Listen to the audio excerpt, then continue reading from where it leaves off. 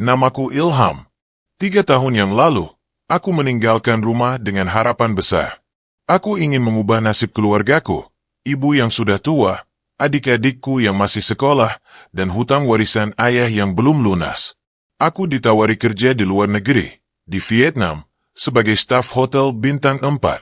Katanya, gaji bisa sampai 10 juta per bulan. Tiket dan akomodasi ditanggung. Aku tak banyak berpikir. Tawaran itu datang dari seseorang yang katanya punya koneksi dengan agensi resmi. Aku percaya, karena saat itu aku merasa tak punya pilihan lain. Hari aku pergi, ibu menangis. Tapi aku janji, Bu, sebentar saja. Nanti Ilham kirim uang tiap bulan. Waktu itu aku gak tahu, aku sedang melangkah masuk ke perangkap paling mengerikan dalam hidupku. Begitu sampai di Vietnam, suasana langsung terasa aneh. Aku dan beberapa orang lainnya dibawa ke sebuah gedung tua yang katanya kantor. Tapi begitu masuk, semua dokumen kami, termasuk paspor, diambil. Katanya prosedur. Hari pertama kami disuruh istirahat. Hari kedua, kami mulai bekerja. Tapi bukan di hotel, bukan di restoran, bukan seperti yang dijanjikan. Kami duduk di depan komputer 16 jam sehari, mengelola situs judi online.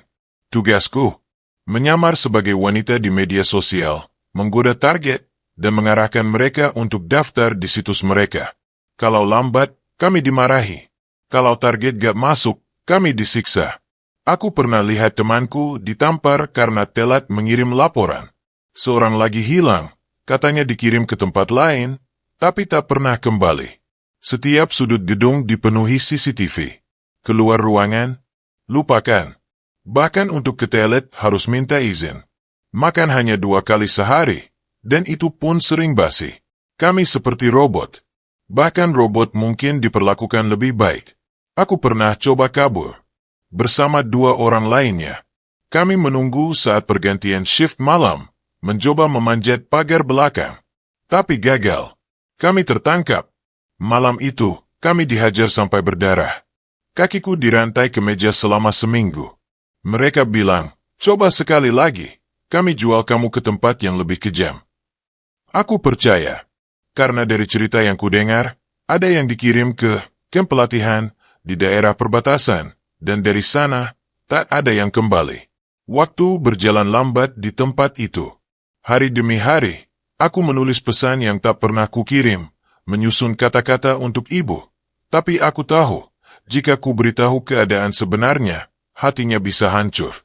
Jadi tiap kali kami diberi kesempatan pakai HP untuk video call 5 menit, aku hanya bilang, aku sehat, Bu. Kerjaannya agak sibuk, tapi baik-baik saja. 3 bulan berubah jadi 6 bulan. 6 bulan jadi setahun. Lalu 2 tahun.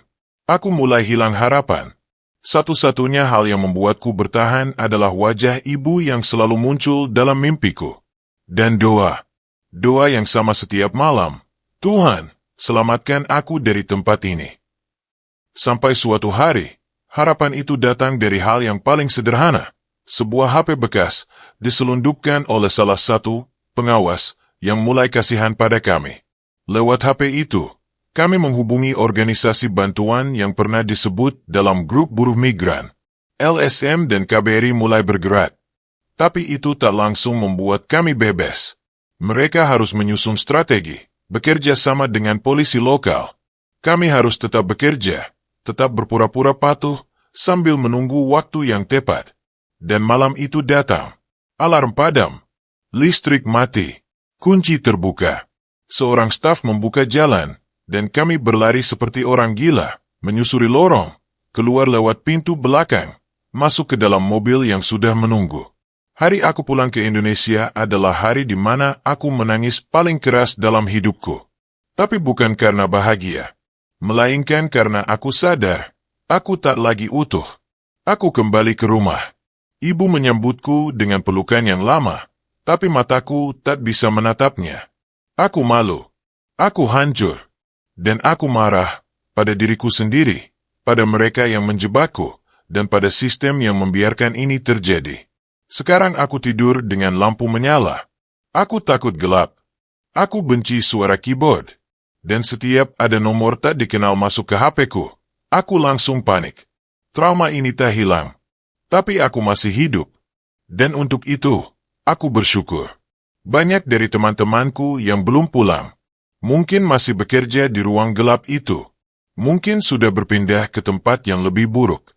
Mungkin sudah tak ada. Tapi kisah ini bukan hanya tentangku. Ini tentang ribuan orang Indonesia yang dijanjikan mimpi, lalu dijual ke neraka.